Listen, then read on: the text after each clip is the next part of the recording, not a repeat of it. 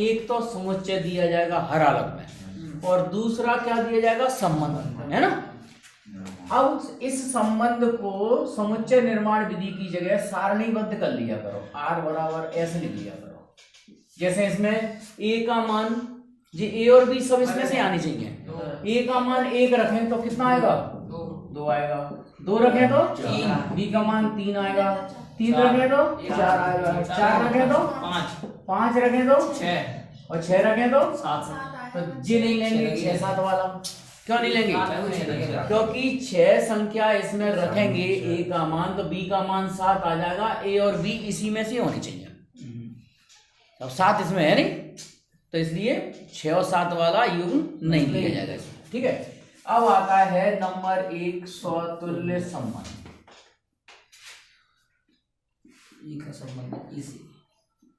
तो स्वतुल्य संबंध का मतलब क्या होता है, यदि a का संबंध a से हो, सभी संख्याएं जो काय के अवयव हो समुच्चय a, ठीक है।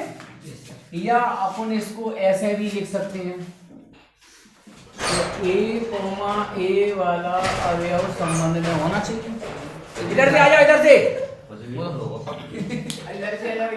संबंधित काय से किया जाता है, a से, तो a अवयव है a का, ठीक है। अब इसको इसका मतलब ये है कि क्यों a, एक जैसा अवयव इसमें दिखाई दे रहा है क्या, 1 1 2 2 नहीं है, तो स्वतुल्य तो होगा नहीं। अब इसे बताएंगे कैसे, ऐसे बताएंगे। देखो b बराबर यहाँ क्या दिया है, a+1, तो b की जगह क्या रख दिया जाएगा, a रख दिया जाएगा। भाई यहाँ a और b होता तो b बराबर a+1 लिखते, यहाँ पे दोनों तरफ क्या लिखना पड़ेगा, b की जगह भी a लिखना पड़ेगा। तो a से a कट गया, तो यहाँ अपन देख रहे हैं कि 0 बराबर तो ये होता नहीं है ना, इसलिए लिख देंगे r स्वतुल्य नहीं है, स्वतुल्य संबंध नहीं है। अब दूसरा आता है सममित संबंध। हाँ, सममित संबंध कैसे बताते हैं, बताओ। यदि a संबंधित हो b से, तो b संबंधित होना चाहिए a से, ठीक है। या इस चीज को अपन ऐसे ही बता सकते हैं कि ab वाला युग्म r में हो तो b, a वाला युग्म r में होना कंपलसरी है। किसके लिए, फॉर ऑल, माने सभी संख्याएं जो समुच्चय a में आती हैं, ठीक है। अब तुम लोगों ने देखा इतना तो हर सवाल में लिखना ही पड़ रहा है। अब यहां से तुम जो शर्त लेते हो वो कहां से लेते हो, इस सवाल में से। तो यहाँ a, b अवयव r में होगा, तो b बराबर क्या लिखोगे, a+1, समीकरण नंबर 1, तथा तो b, a माने यहाँ क्या हो जाएगा, b, a माने a बराबर b+1। इन दोनों समीकरणों को जोड़ दो, जोड़ देंगे तो a+b बराबर आ जाए a+b+2। a से a काट दो, b से b काट दो, तो हम देख रहे हैं कि 0 बराबर 2 नहीं होता। 0 बराबर 2 नहीं होता तो क्या लिखोगे तुम, हाँ लिखेंगे अतः r सममित संबंध नहीं होगा, सममित संबंध। और वैसे भी दिख रहा है, देखो नहीं हुआ, कैसे उदाहरण देके बता सकते हो, इसका मतलब उदाहरण होता है।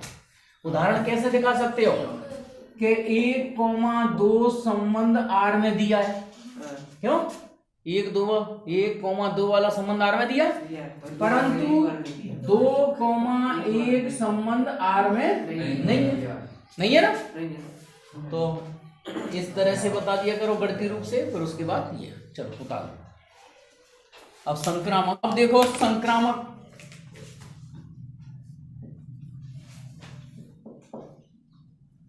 संक्रामक संबंध।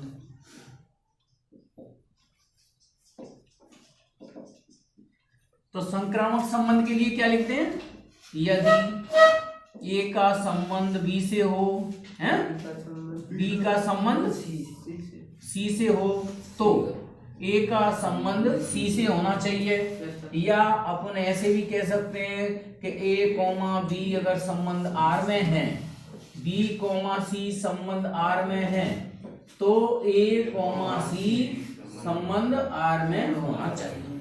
ठीक है, चलो इसको इतना यहां सिद्ध कर दे।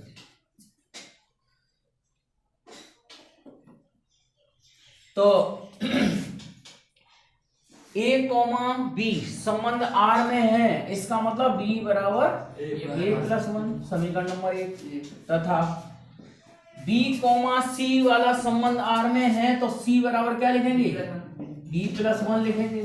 ठीक है, इन दोनों को जोड़ दो तो बी प्लस सी बराबर ए प्लस बी प्लस 2, तो यहां बी से बी काट दो तो सी बराबर ए प्लस 2 आ गया, जबकि इस नियम के अनुसार सी बराबर क्या आना चाहिए था, ए प्लस 1 आना चाहिए था। क्यों भाई, सी बराबर ए प्लस 2 आ गया अपना, बस आना चाहिए था इस नियम के अनुसार सी बराबर ए प्लस 1 आना चाहिए था। तो अपन देखेंगे कि आर संक्रामक नहीं है, आर संक्रामक नहीं है। उदाहरण देख सकते हो, देखो जैसे इसमें 1 और 2 अवयव आर का है ना, 2 और 3 अवयव आर में है, लेकिन 2 और 2 हटा दो तो 1 और 3 इसमें है क्या, नहीं है ना, तो ये संक्रामक भी नहीं है। आखिरी में क्या लिख दोगे, अतः दिया गया संबंध, हाँ दिया गया संबंध आर न तो स्वतुल्य न सममित है और न ही संक्रामक है। बस ये लिखना है आखिरी में। लिखा क्यों छोड़ दिया, क्योंकि हर सवाल में तुम्हें इतना तो लिखना ही है। ठीक है, पहले समझ लो, उसके बाद नोट करना इकट्ठा। देखो क्या क्या अंतर आएगा वो समझ लो। पहले इसका सारणीबद्ध कर दो इसको, ऐसी संख्याएं छांटो जो आपस में क्या हो, छोटी या बराबर। तो 1-1 ले लें, है ना, 2-2 ले लें, 3-3 ले लें, ठीक है। तो फिर उसके बाद 1 और 2 चलेगी, है ना, 2 और 3 चलेगी, और 3 और 4 चलेगी, डॉट डॉट ऐसे सब चलेगी। तो वास्तविक संख्याएं कितनी होती है, अनंत होती हैं, तो अनंत युग्म बनेंगे। ठीक है, कितने बनेंगे युग्म, क्यों अनंत। अब सुनो ध्यान से, यहाँ पर ए, सुनो इधर देखो, क्यों 1-1 2-2 जी क्यों चल रही है, क्योंकि इसमें बराबर का भी निशान लगा है। ए छोटा होगा 20 से तो भी चलेगा, और ए बी के बराबर होगा तो भी चलेगा। यस सर, ठीक है। चलो अब यहाँ पर अपन देख रहे हैं कि जिस संबंध के लिए क्या संबंध दिया है इन्होंने, तो ए छोटा हो या बराबर हो, तो ए इसको क्या पढ़ेंगे, ए का मान छोटा या बराबर। तो छोटा नहीं तो बराबर तो होता है, तो दोनों में से एक नियम का पालन होगा। जैसे उदाहरण और ले लो, तुम देख रहे हो कि 1-1 ये भी संबंध आर में है, तो समान संख्या भी संबंध आर में आएगी। ठीक है, मतलब ध्यान रखना, बराबर का संबंध हमेशा स्वतुल्य, संक्रामक और सममित दोनों होगा, बराबर का संबंध। ठीक है, अब आया सममित संबंध है। सममित संबंध में क्या किया था अपन ने, बताओ, ए छोटा हो या बराबर हो बी से। अगर मैं इसको पलटू, बी छोटा हो या बराबर, मतलब या ऐसे लिखो जी, चलेगा क्या सब संबंध अवयवों के लिए, नहीं मुंह उठाते देखो, सबके लिए नहीं चलेगा। देखो यहाँ पे क्या शब्द निकल रहा है कि ए बी से छोटा है या बराबर है, यहाँ बी ए से छोटा या बराबर है। अब यहाँ बराबर वाला से निशान तो चल जाएगा, लेकिन छोटे बड़े का निशान नहीं चल पाएगा। कैसे, जैसे उदाहरण ले लो यहाँ पर कि जैसे 1 और 2, संबंध आर में है, क्यों? परंतु इसका उल्टा 2 और 1 संबंध आर में नहीं होगा। क्यों नहीं होगा? क्योंकि 2 ना तो 1 के बराबर है और ना 2 1 से छोटा है। तो ये वाली संख्या या तो बराबर हो या छोटी हो। और जब 1 2 दिया तो इसका उल्टा भी दिया होना चाहिए था, ये सममित नहीं है। ठीक है, तो यहाँ लिख देंगे आर सममित नहीं है। ठीक है, अब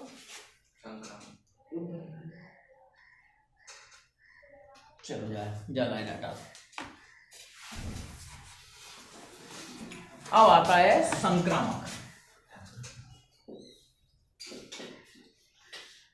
संबंध।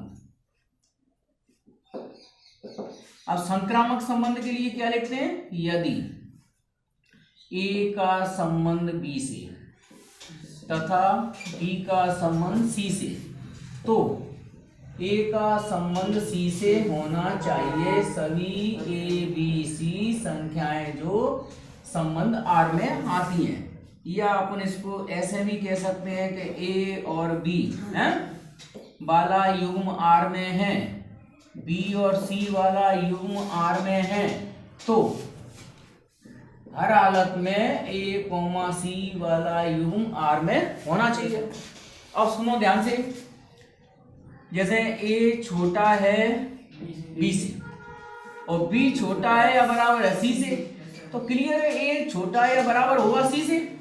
देखो A वाली संख्या तुम तो बराबर तो संबंध चलेगी, तुम तो छोटे में आ जाओ। A छोटी है B से, B छोटी है C से, तो सीधी सी बात है A छोटी होगी C से, क्योंकि C सबसे बड़ी हो गई। हो गई क्या नहीं हो गई?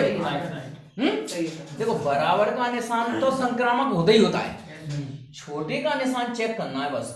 तो A वाली संख्या B से छोटी है, B वाली संख्या C से छोटी है, तो A सबसे छोटी हो गई क्या नहीं हो गई?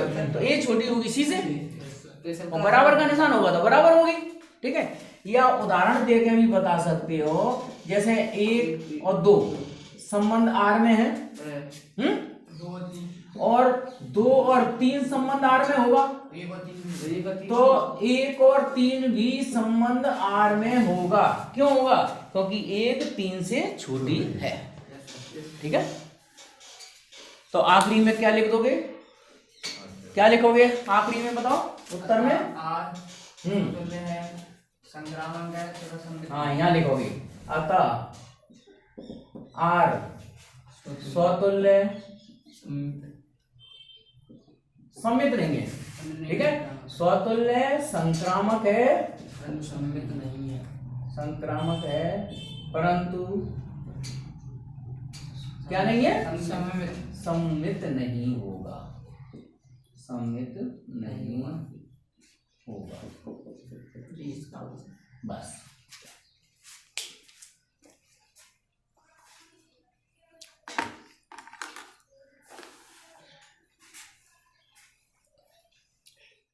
पक्का है, ये तो फिक्स है इतना तो। ठीक है, अब सुनो, सवाल में बदला 5वें सवाल में यहाँ आ गया B की घात 3।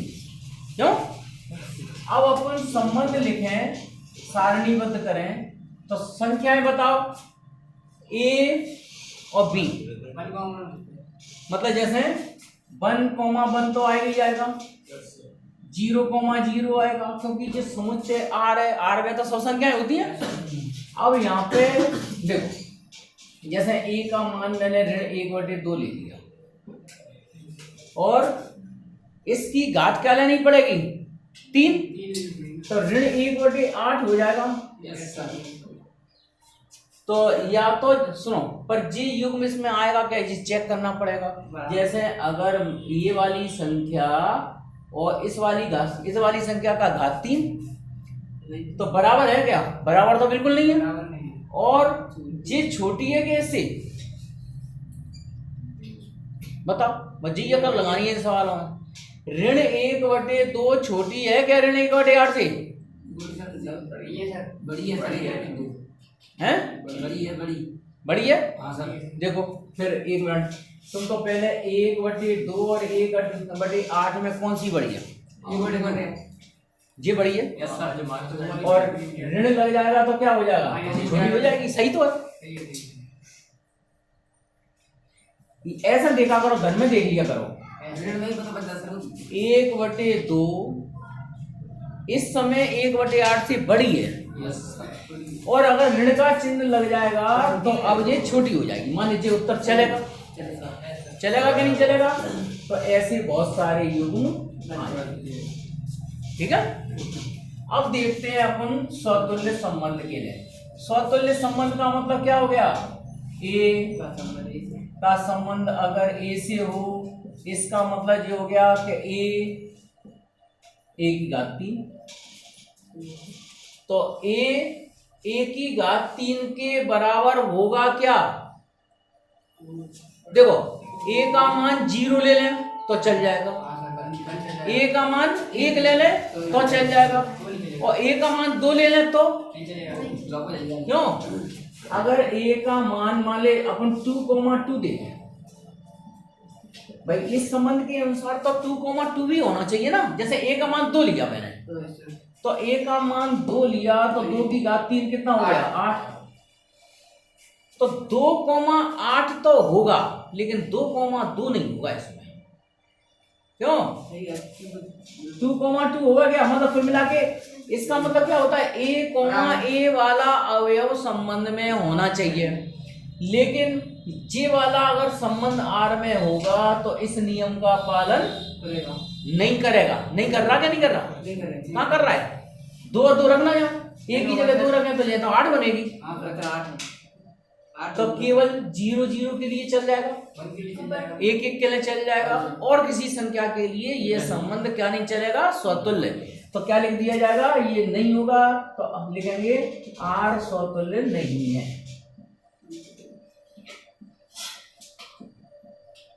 ठीक है, अब आ जाओ सममित।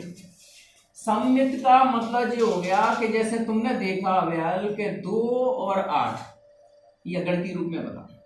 चलो, हाँ, ए, बी संबंध आर में है, तो इसका मतलब क्या हो गया? हालांकि वे लिख दिया, नहीं लिखे जाए तो अब तो बार बार काय को लिखे। चलो अब इधर आ जाओ तुम तो, कि जैसे ए छोटा है बी की घात 3 से, तो बी छोटा हो जाएगा क्या ए की घात 3 से? जैसे सुनो, ऐसा उदाहरण छांटो जो सीधा तो उसमें आ रहा हो, लेकिन उसका उल्टा करे तो उस संबंध का नियम का पालन नहीं करे। हैं? 1 और 2 वैसे तो सही है, हैं? 2 और 1 और 2 और 1 क्यों नहीं होगा? बताओ। देखो, 1 2 बड़ा है ना सर, 1 से। हाँ, जैसे 1 छोटा है 2 की घात 3 से। अब यहाँ देखें, 2 छोटा है क्या 1 की घात 3 से? नहीं है, तो बिल्कुल सही, छोटा बिल्कुल सही। तो ये वाला लिख दो, 1 और 2 अगर संबंध आर में होगा तो 2,1 संबंध आर में नहीं होगा। तो क्या लिख दिया जाएगा? क्या लिख दिया जाएगा? अतः आर सममित नहीं होगा। सममित तो ध्यान रखना, तुम केवल विधि ध्यान रख सकते हो, उदाहरण तो अपने मन से सोचने पड़ेंगे। उदाहरणों को रट के थोड़ी ले जाओगे वहाँ। तो संक्रामक संबंध की शर्त है तो वो अब लिखी, उदाहरण देखते हैं अपन तो डायरेक्ट है ना। ए छोटा है बी की घात 3 से, ठीक है? बी छोटा हो सी की घात 3 से, क्यों? ठीक है, चलो अब तुम्हें एक गणितीय रूप बता दें पहले। अब अपन को क्या करना है कि यहां से जैसे बी क्यू हटाना है, तो पहले इस समीकरण 2 की घात 3 कर दो, तो बी की घात 3 और जी कितना हो जाएगा? सी 3 घात 3 करेंगे तो 9 हो जाएगा, है ना? समीकरण 3 दे दो। समीकरण 1 और 3 ऐसा क्यों कर रहे हैं? क्योंकि अपन बी का विलोपन करेंगे यहाँ से, ठीक है? समीकरण 1 और 3 का गुणा कर दो। समीकरण 1 और 3 का गुणा कर देंगे तो ए बी की घात 3 और जी माइंड की ऊपर जाके ऐसा कर दिया। तो जे ऐसा जब ही होता है जब माइंड शार्प चल रहा हो, ठीक है? खतरनाक स्थिति में चल रहा होगा, अच्छे सवाल को काटने लगने की क्षमता रखता बस। अगर वो धोतरी इधर बार हो गई तो फिर कुछ नहीं कर पाएगी। ठीक है, चलो तो समीकरण सुनो, इसका गुणा कर दिया, इधर क्या आ गया b की घात 3 और c की घात 9, तो b की घात 3 से b की घात 3 हटा दो, तो ये क्या आ गया, तो जिस संबंध तो है नहीं है ना, तो क्या लिखेंगे, ये है r संक्रामक नहीं होगा।